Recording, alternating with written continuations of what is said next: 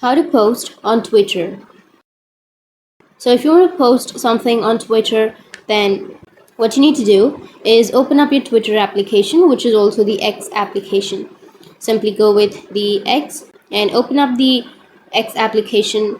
Now make sure to log into your account. So go with the upper left, which has that profile option, and here make sure that you've logged in.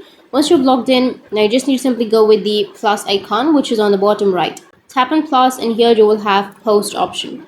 So if you want to post on Twitter, then you just need to simply go with the post, tap on post, and then you can simply post some images, or you can write something, or you can add some links, or simply enter whatever you would like to post. So I'll just simply post hello, and then you can go with the privacy by tapping on the globe shaped icon, which is on the middle, and then you can simply choose the privacy.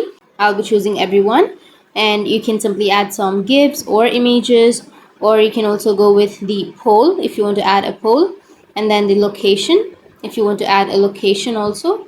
And after that, go with post, which is on the upper right, and that's it. Now you can go with the profile, tap on profile again, and here you can see that you've posted. So that's how you can post on Twitter or the X application. And if you have any questions, feel free to comment below. Thanks for watching.